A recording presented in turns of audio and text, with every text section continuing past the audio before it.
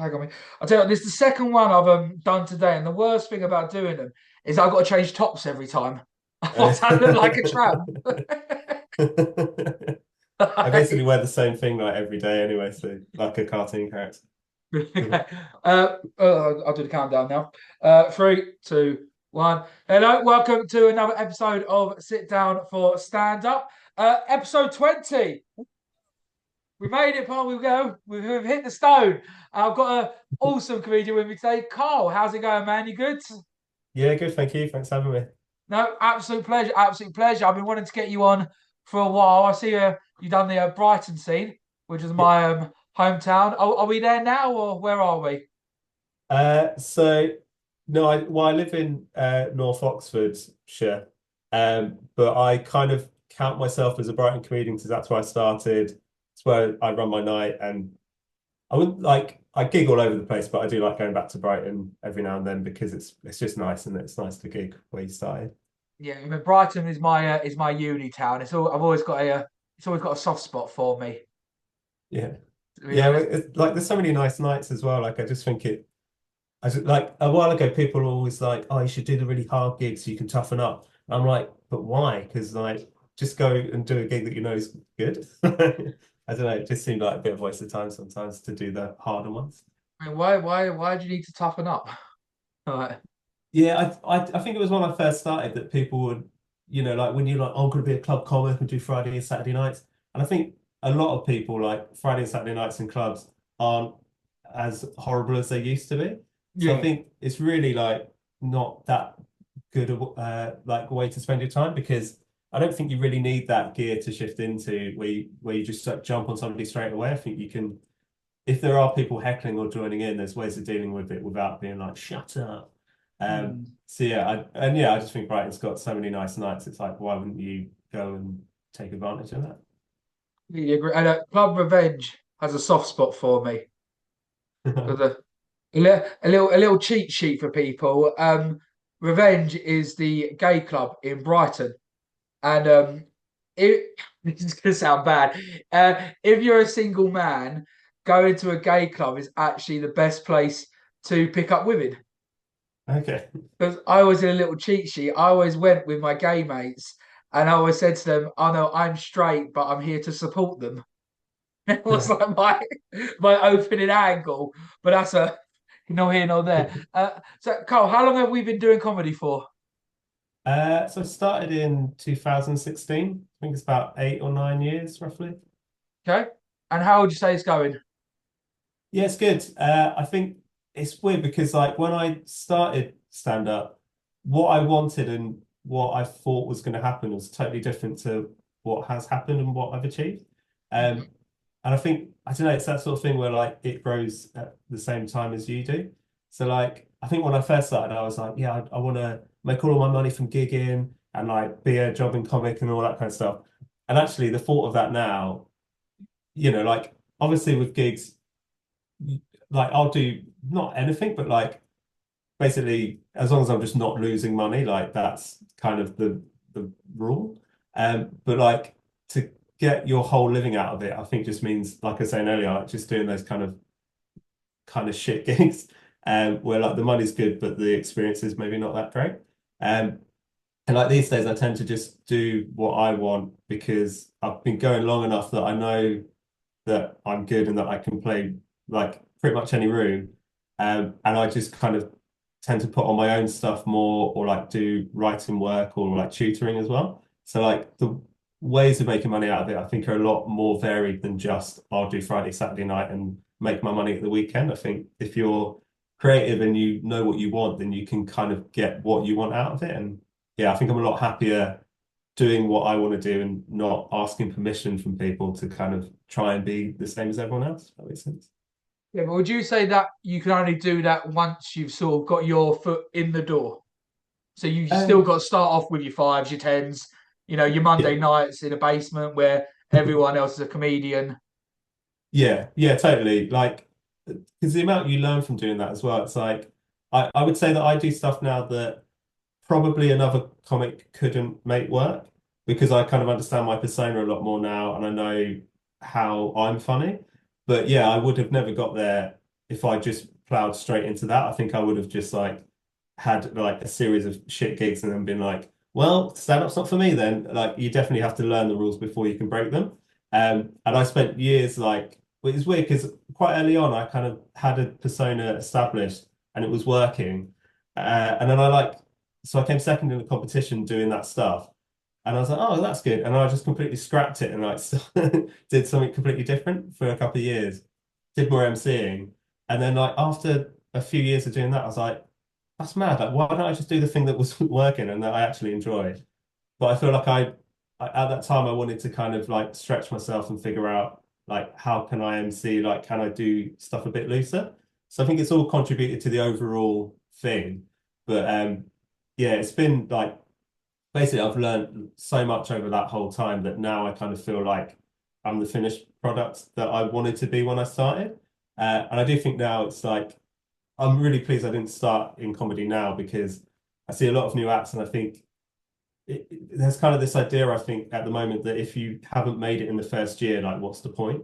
And like that first year, I just like ate shit for ages because I was like trying stuff out and figuring out who I am and how I'm funny as a comedian. Whereas I think, yeah, with lots of competitions and stuff, it's like you kind of, I think it takes away that year where you should be like experimenting and having fun and finding out what works, and replaces it with stress and pressure in competitions. And I think that is bad.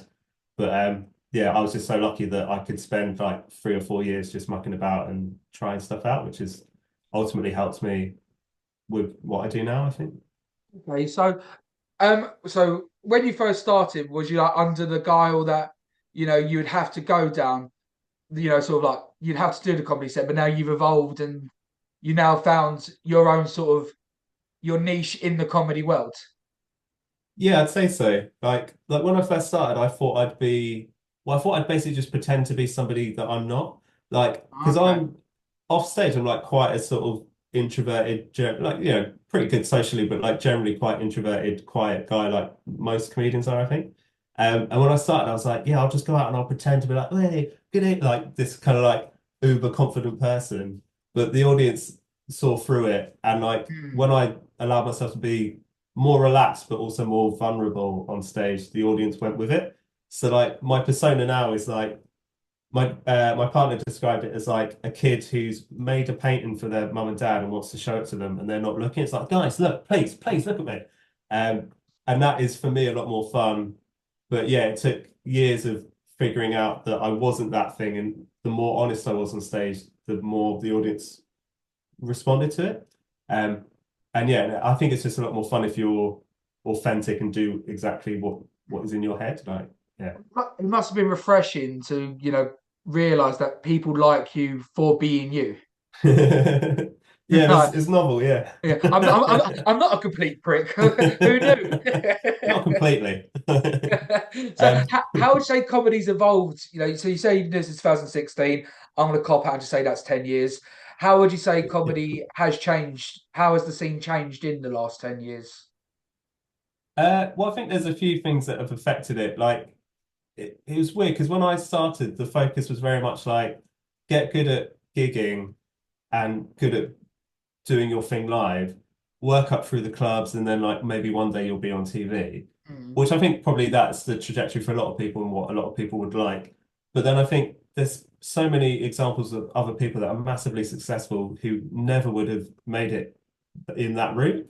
So like I always think of like Alex Horn is like a Mm. millionaire, probably a multi-millionaire and like household name, but it's off the back of his creative ideas like Taskmaster, the Horn section. I think his solo stand-up was good, but I don't think that was necessarily going to propel him in the same way that Taskmaster has. So I Um, think, Equivalent Joe Rogan. I yeah, personally I didn't find his stand up. I thought he was funny, but I never thought he would have become like the greatest of all time comedians. But when it comes to podding, like he is the goat.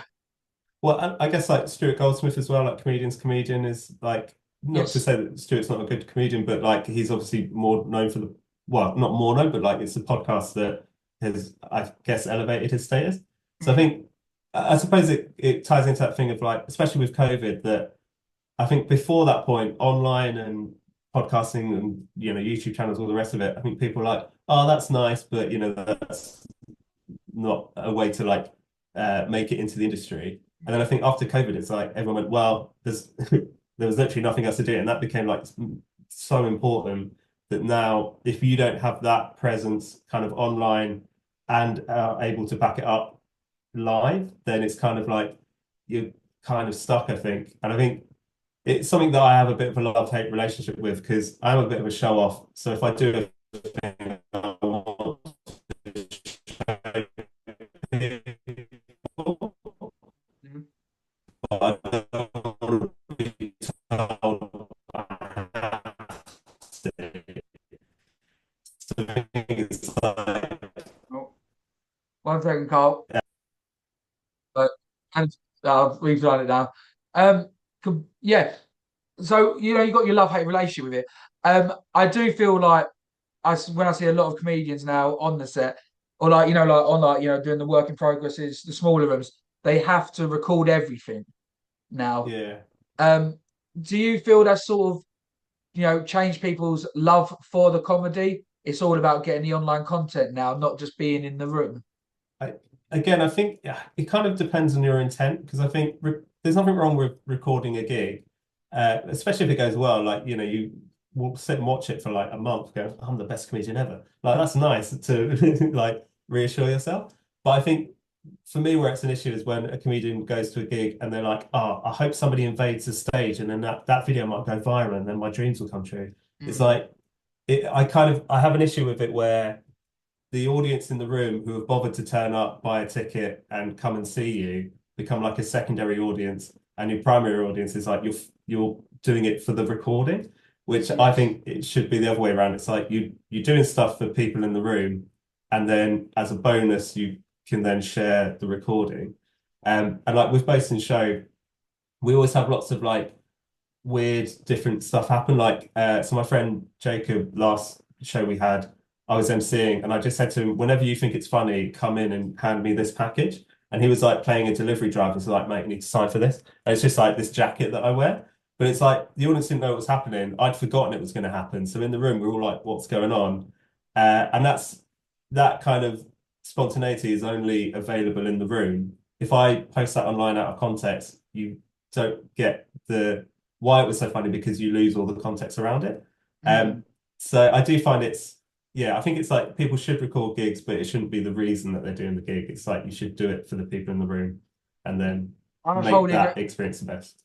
I have seen I've seen a couple of times where everyone at the moment knows that heckling and crowd work is the clickbait sensation right Yeah, now, where people are actually going to the point now where they are putting plants in a room.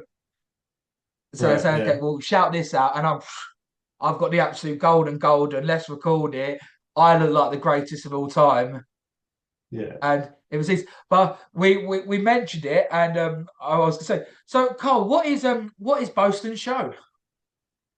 So Boast and Show is a gig that I run in Brighton, which is well, it's a boast battle. Like I normally describe it as a reverse roast battle, but I think it's its own thing and it's better than roast battles. So it's like basically it's comics telling jokes about each other that big them up rather than like take the piss out of them. Oh, And it's been that is different. yeah, it's been nice because it's been really well received. Like we won an award recently, which was cool because we've only run it for like a year in Brighton. I started doing it in Bath a couple of years ago, but we've moved it Yeah. over. And like there's this thing that's happened really naturally, which has been really nice that because comics are quite competitive, they all will do like a kind of grand gesture or like buy a present for their opponent or just do something extra as well as writing jokes. And like because comedians are so competitive, they're trying to sort of competitively outdo each other in how nice they can be to that person and like what's the biggest thing they can do. Like we've had like a national day named after someone, like a star named after them, like land bought, Oh, um, or like people doing a painting or writing a song. So it's been really nice because I think like comedians are really creative and I think they don't often get the chance to showcase that at a normal gig. And so I think Post and Show isn't a normal gig. And so it's been really nice just to see people use the opportunity to do something that they can't do anywhere else and that is, yeah, just for those people in that room that we were saying about before. So we do post a little bit of stuff from that online, but my feeling is if you don't come to the show, you shouldn't really see all of the content. Um, Agree, yeah. You got to, yeah, give a bit of yeah, a teaser, but yeah. yeah, I always find with roast battles, I I find them funny. I would like to try, dip my hand in, dip my toe in one, but it's almost who can be the biggest prick. yeah, yeah. So Like, well, like where years ago, me and my friend. Oh, sorry. no, no, no, go on, Carl, please. I was just going to say, years ago, me and my friend Tom did one, and we basically just wrote jokes that were like quite sweet. We just like this guy, what's he like? And like the audience liked it and they laughed. And then the feedback from the judges was like, you need to be harsher. You call him a paedophile and all. And I was like, but he's not. And I just Why felt, have you invited a paedophile? Like, that's but on just, you. and I was like, and it, apart from anything else, it's hack. Like you see so many people at roast battles do that, and it's like, apart from the fact that it's not true and it's a horrible thing to accuse someone of, it's just to me it isn't funny because so many other people have done that already. And I just found the whole experience. I was like, I found it weird that people were kind of gathering for such a negative reason. I just thought it'd be funny to turn it on its head and just do the complete opposite. And I thought it might slightly annoy the people that run roast battles because I think they're such a like shit idea. But I've been I really think you're encouraged really by onto something here. I think it's it. actually really good. So I'm gonna do so. Okay, I've come onto your show because I get people to roast me on here all the time, and my ego, I'm a little bit down in the dumps now after it. I'm on your show. What would you say? Well, so fortunately for me, I host the night, so I don't have to come up with the jokes. But So like, you can't think of one nice thing about me, then? Is that what we're saying, Carl? you've got incredibly muscular arms. I thought that as soon as we started the call. Stop it. Um, Oh, I prefer this than roasted any day. but yeah, I think that's what people say. That like the acts come away feeling uplifted, and so do the audience because it's just been like a night of compliments. But yeah, like when we started, you were like, "Hi, Carl." Yeah, you're looking swell, man. You, yeah, I'm trying. You know. Well, mine is. I used to be. Well, I'm 118 kilos now. I used to be 155 Okay. in 2 years ago. So I'm like absolutely, cane in gym. But no, I think that is such a breath of fresh air. Yeah, well, thanks, man. It's like it's been really encouraging to see people getting into it because like we have quite a lot of repeat customers as well, which was always unusual for me because like, I've run gigs before or like MC'd them and like usually at like an open mic level when I first started in Brighton, so like, quite a few years ago. But like the idea that an audience would come back to the same show again, to me seemed a bit uh like you want it to happen, but it seemed unusual. But I think because every boasting show has a theme, and every month we do something different. Like even if you go to two shows in a row, you're going to see completely different stuff. So Mm. it makes it's quite a job for us to put on because it's more of a production. And there's like loads of stuff. In that way, it's a bit more like big night out where like just lots of random stuff might happen. But yeah, it's been good because we've been able to like retain audiences, build it, and it's like if you miss a show, then you're going to miss out on quite a lot of like in jokes. Yeah. So again, like trying to make it good for the people that come to the live event is, I think, for me, is like the most important thing. You said you host it every 2 months. Is there a way to like host it more frequently? Because I don't think you could Uh, saturate this. so I think we did discuss doing it monthly a while ago, but I decided against it because I think creating scarcity is kind of a good thing because Right. like if you miss one boasting show, you got to wait 2 months for another one, so then you won't have seen one for 4 months if Mm. you miss a gig. And also we put so much time and effort into everything that happens in the gig. If we did it every month, I feel like the quality of that stuff would go down, and so then people would be like, "Oh, it used to be good, but now it's a little bit lazy." Like I prefer to keep it every 2 months, make sure all the stuff in it is mad and like you're never gonna like last month the theme was the future. So my brother helped me build like an animatronic version of me. And it's like the shittest robot you've ever seen. It's like, hello, Cat. But it took AI like Carl, yeah. it took like weeks to put it together. But it's the sort of thing that audience is only going to see that there. Whereas like another gig, MC and free acts, you can see that structure anywhere. So for us, it's about making sure every show is unique and really special. And I think if we did it every month, it would be less so. Could you not do it different locations? Yeah, I mean that we could tour it. I think like our plan is to take it to Edinburgh next year, 2026, Mm, and then yeah, like say different locations. We could do that same show, like because you could condense it down to an hour. It doesn't have to be an evening either. mm. So yeah, I think that's a good shout because every 2 months I'm like, the stakes get bigger because like all the props and stuff you make have to outdo last month's or Yeah. the last 2 months.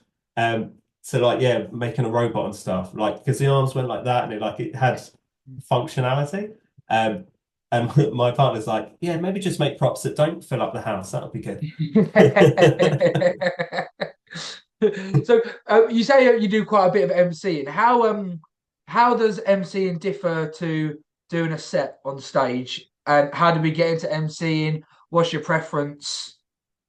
So I feel like in terms of preference, it kind of goes up and down. Like at the minute, I'd say I'm preferring MCing because I like the fact that you can kind of improvise and just make something out of nothing. And I think audiences can tell when you're like reciting your set.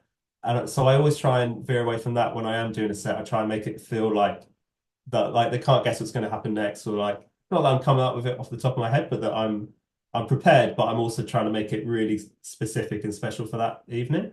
Whereas like when you're MCing, they give you the little kernel of inspiration, and then you fire something back, and it's like more of a conversation. So I find that is more enjoyable because it's more challenging. But once you've done it a few times, it's like you kind of figure out how you do it. And like for me, I am seeing persona, so it's really just a case of like relinquishing to this idea that, well, like a while ago, I realized that if I treat my persona like a character, when I go on stage, like I just flick a switch and I'm that guy. So it's like, I can be myself, like introverted, nervous, be like going to the gig, like this could absolutely go terribly and they're going to hate me. And then as soon as they're like, welcome, Carzana, I'm like, okay, come on. All right. Cheers, guys. Thanks for it. Like you just switch into it.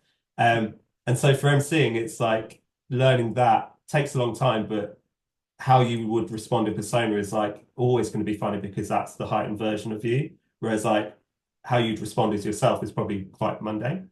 And then in terms of like how to get into it, I think probably starting your own gig is the best way because you've you've got all the control. Like you're on stage all night bringing acts on and off. You Mm. can do it as regularly as you want, and like you'll learn so much about how to run a gig, but also how to MC just through necessity because like you're in the situation you need to do it. So for me, I think that's probably the best way to get into that. So. Okay, because I watch a lot of your stuff and you are very good at crowd work. You Oh, know, cheers. how so somebody I know when I first started comedy, I was sort of worried, what if someone says something and I don't know how to respond? And Sure. all of a sudden, you're deer in the headlights. What advice, oh, Mr. Fly, what advice would you give to someone who is looking to, well, first of all, how would you advise people to go about crowd work? So I mean I would say like worrying about it is worse than it actually happening. Mm. Like I'm a big fan of putting off stuff until I have to deal with it. So like if I'm going to the gig like, oh what somebody said something, I'm worrying about it before I need to deal with it, like hours before. So I always try and just put it out of my head. And I think I always have the best gigs when I go to it and I'm just like I just kind of relinquish control because you can't really control really anything that happens at a gig. You just have to react to it. And that's kind of what makes gigging so fun because like that's why live comedy is, in my opinion, so much better than like watching a special or something because you're in the room and like anything could happen.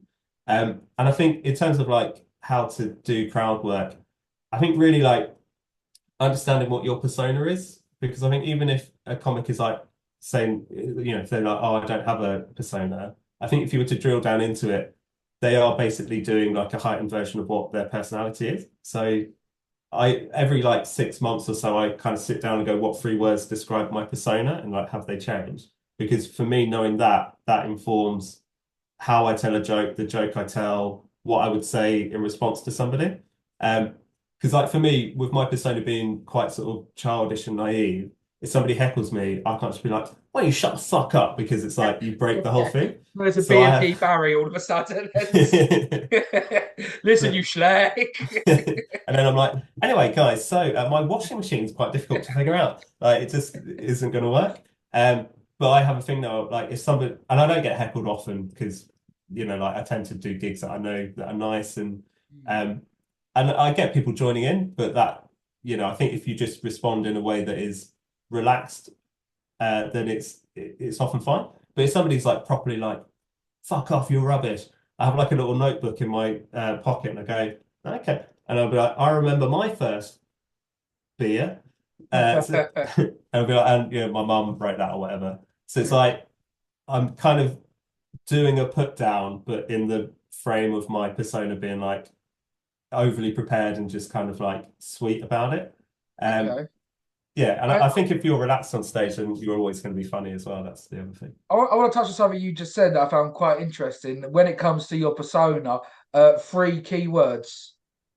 Yeah. So that's how like we bracket all the way down. So like today I'm gonna be masculine. I don't know. So okay, I'm drawing a blank here. So could you give me an Sure. example? Yeah, well, so I would say because persona is something I've looked at quite a lot because I think it's been one of the things that's been most like apparent throughout my stand-up career. Mm. Um, and I think it is interesting because I think people don't really look at persona enough. I think a lot of people get really fixated on material, and like obviously material is important, but I think after a certain point, the material, like if you have two comics that have both been going for 6 years, Mm. the difference in quality of their material isn't going to be that much, I don't think. Like, obviously, different tastes and different styles, but in terms of actual jokes, they're still going to be pretty much the same. But the way you tell a joke and your persona frames everything that you do on stage. So for me, I think the writing down three words that describe it is just a way of like me remembering what it is and like also keeping a check on if it's changed.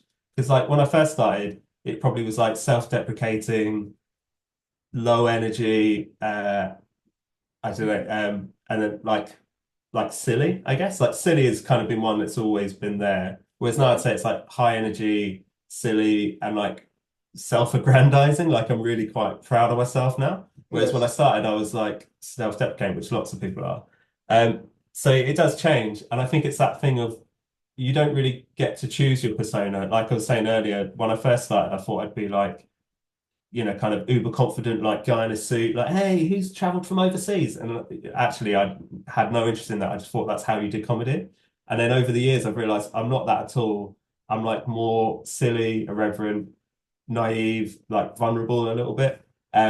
But relaxed, like I think there's a difference between being confident and being relaxed. And somebody who's overly confident is showing that they're nervous in a different way. Whereas if you're relaxed on stage, no one can touch you because it's like the audience just want to know you're not going to shit yourself. And like once you've broken that tension, it's like you can do anything because they know you're funny and that you're okay on stage. Would you say after 10 years you still get nervous on stage? Not so much on stage, but beforehand, big time. Like I was saying earlier, it's that thing of I just have to relinquish control and be like, my persona is in charge of doing the gig, and then me as a person is in charge of getting there, booking it, writing the material. Because yeah, like I do get nervous before gigs, but I think that just shows that it's important to me and I want it to be good for those people. And you're not a Um, robot, Carl, yet, are you? So I'll just send that one to do the gig and it'll be fine. it's a double bagger. But yeah, like I say, once as soon as the MC says my name, I like flick the switch into that persona, and then with me walking on stage doing that, like, okay, come on, that's kind of my first joke, and it tricks me into thinking like I'm just mucking around. So like on stage, I really enjoy it and I have fun, but it's everything around it where I'm like, this could be the worst decision I've ever made, like catastrophizing. Okay. Um, Would you recommend, let's say, because I've got a gig on Wednesday. It's the room I do every single Wednesday. It's very low stakes, but I just enjoy it so much. I'm thinking of going this time, but not going up with any material and just seeing what happens. Would you say so it's advised, or would you say you should always have like ammunition ready to go? It's tricky because I think up until recently, I would have said always be prepared, but Scouts I on, did a gig. I thought it sounded familiar. yeah. But yeah, I did a gig in Oxford a couple of months ago, and it was kind of a weird gig because it was in two halves, and like the first half, you told like an anecdote, and then the audience had to tell if you were lying or not, and then in the second half, you just did your set. And like I'd put so much time and effort into the anecdote that I hadn't prepared a set. So like in the break, I was just like scribbling down notes. And I was like, oh, I don't know what I'm gonna do. And then I went on stage, and the MC was like saying like, okay, so you've seen them in the beginning doing anecdotes. Now you're gonna see all these acts with their actual jokes. And I walked on stage, and I was like, nobody told me this bit had to have jokes. And then from there, I just like improvised a set. So like half remembering what I'd scribbled down, but like reacting to the room as well. So I do think there's something amazing about that when it goes well. It's just so high risk that, you could go on there with nothing and people could go, well, you've given us nothing. Or, you could go on and absolutely smash it. But I do think like as an act as well, if you're not emceeing, like if you're emceeing, you can say, what's your name, what's your job? You can get the little bits of information that you want from the audience. Hmm. But I think if you're not the MC, you can do crowd work, but you kind of can't really tread on their toes either. So you can't, it's not like you can feel the whole time by going, who are you? What are you about? Hmm. But if the MC has got that information for you in the in their bit, then you can go, oh, you said you were a plumber or whatever, and then you can like riff on that. Um, so I think it is really fun, and it is the rewards for it are like so big if it comes off, but the chances of it going badly are so much higher because obviously you've got nothing to fall back on. It's freestyle to an element. Okay, I'm going to ask you, Cole. I ask this question every pod, and it's my favourite question to ask. It's a two-parter. Um, I don't really give a shit about the first part because I don't like hero stories. Um, the second bit is what I care about. What has been your favourite time on stage, and what time did we bomb the hardest? Well, just so many times coming to mind, like every gig I had. Good, good. Yeah, so I think there was a gig I did ages ago in London called ACMS, which is the Alternative Comics Memorial Society. Okay. And it was my first time doing it. And like I had started doing this thing at my own gigs where I would bring people on kind of dressed up as characters or whatever to like for me to interact with and for it just to be a bit weird. And so I think at the beginning of the set, I handed out Battenberg to the audience, and I was like, "Yes, just free cake. That's for you. Just don't eat it till the end." And then at the end of my set, I was like, "Oh, I don't want to accidentally summon the Battenbergler." And then my friend Nick was dressed in this like paper mache head I built, where it's like the Hamburglar from McDonald's, but for Battenberg. And he was just like, started attacking people trying to get their cake. And like I was like, guys, the only way to get rid of him is if we all sing "Unwritten" by Natasha Bedingfield, and everyone's like staring at the blank page before, and then he like eventually ran off. But it was like the room just sort of all fully got on board with it and were like just prepared to go with whatever happened in that moment. And for me, that just felt really good because it was an idea I had. I didn't know if it's going to work or not, and when it did work, it just felt amazing. And the fact that me and my mate got to just muck about and people loved it. So I think that's one of like the best times I've had on stage. I also put on a competition last year where I was the only person allowed to enter, so only I could win, and I won that. That was pretty good. Um, which is happening again this year, 3rd of October, but it's open to actual applicants this year. So yeah, New, stuff like that, new, I think. new acts would now have that on their bio on Instagram. Winner of the Poll 2025 awards. Like I really want to get a judge, well, like judges to come and judge it, obviously. I just really like this idea of like getting like a child to judge it because it's kind of like it's my way of gently critiquing the competition circuit that I think it kind of robs acts of their sort of creativity at the beginning of their career. So like the idea that the judge is just like my nephew or something, and he's like, "Well, you weren't very Carl Carzana, so it's a foot, or You whatever." hand them Because yeah, chocolate at the beginning of your set.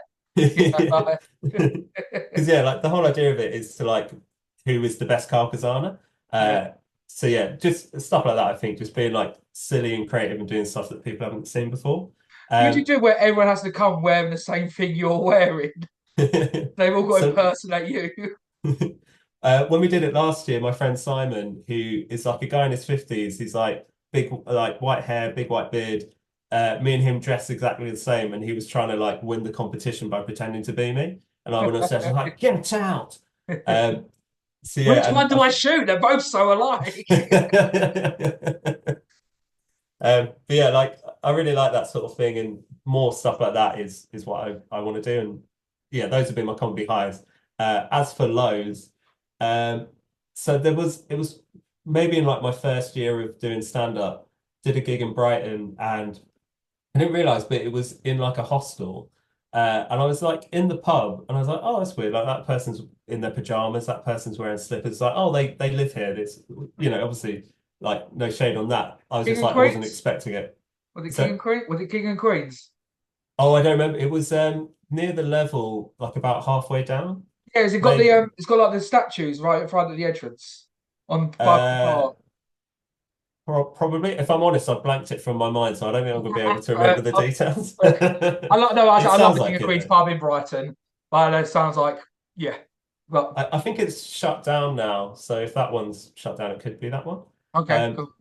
but like nobody at that gig as well, nobody did well. Like it was one of those gigs where it was put on by somebody well-intentioned but inexperienced, so they didn't know how to like set up the gig, and like wasn't anyone's fault. But everyone basically just went up and like took their time to die and like just performed to silence. And there was a guy sat at the bar who just sort of really calmly and quite in a way politely just in one of the real gaps of silence turned around and just went, the thing is, mate, you're just not funny. I went, yeah, yeah, okay, yeah, all right. Because I just didn't have like the experience to know what to do.